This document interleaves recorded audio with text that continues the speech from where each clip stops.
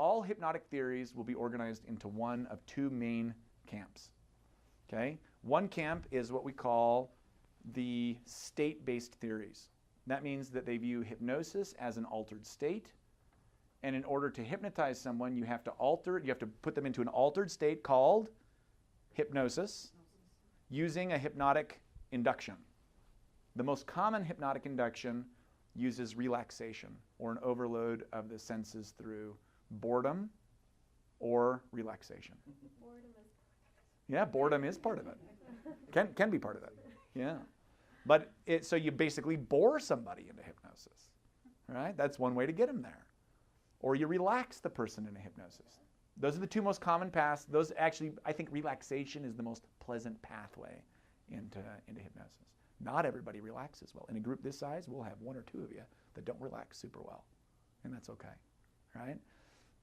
So that is one whole group of theories. Probably the dominant theory out of there comes out of Stanford, the Stanford research labs, out of their psychiatry and psychology labs, and it's called the neo-dissociation theory of hypnosis, which talks about, you don't have to remember that, okay, which talks about how hypnosis appears on functional imaging and on brain scans to dissociate or separate off part of the cognitive functioning. So for example, you can take someone who sees color, you can hypnotize them and tell them that they can't see color, and not only will they report that they can't see color, but their brain scan will show that they're not seeing color.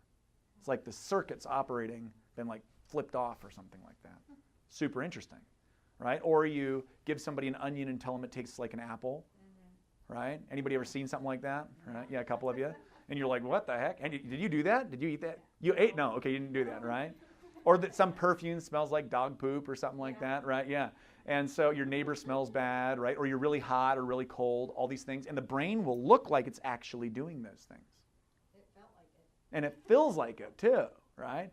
So that's called the neo-dissociation theory. That was postulated by a guy named Hilgard and Weitzenhofer, two psychologists out of Stanford. Right? Today it's being marshaled by David, and his father was Herbert Spiegel.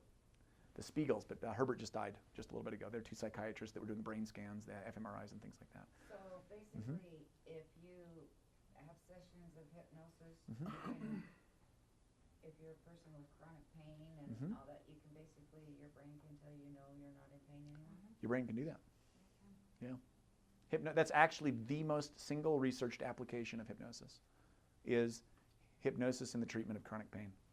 And that was done out of the Stanford labs by Hilgard and Weitzenhofer, and there's like 50 years worth of data. And it's really, really well done. It's really, really well done research. So that's state theories. Then you have, and there's a bunch of them. Neo-dissociation is not the only one. It's just probably the one with the best data behind it, in my opinion anyway. The second one is what we call non-state theories of hypnosis. There's a group of hypnotists. One of them is named Theodore Barber, and Barber has been able to prove in laboratory conditions that everything that the state theorists say that they can only do in hypnosis, he can do outside of an altered state. Who thinks that's interesting? So the sensory distortion, the blindness, the temperature changes, all those things, they can be done without doing a hypnotic induction and without altering the state. So then there's a big group of people who say hypnosis works. Barber doesn't argue that hypnosis doesn't work, but he argues that its mechanism is not altering state. Who thinks that's interesting? Yeah, super interesting. I tend to live mostly in the non-state theory camp. I think there's more data. I think it's more convincing. And I have been able to produce hypnotic behavior in people without ever putting them into an altered state. Everything.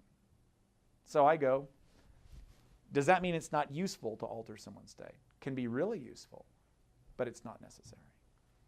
So anyway, hope that helps out a little bit more. And if you were to read on one theory about from non-state theory, I would read about what they call the social role play theory of hypnosis. You can go online, you can Google it, you'll find a good article somewhere. Find an article written by somebody who knows what they're talking about, right? And you'll find some good stuff out there. Anything by Barber has some fantastic material on non-state theories of hypnosis and how they work.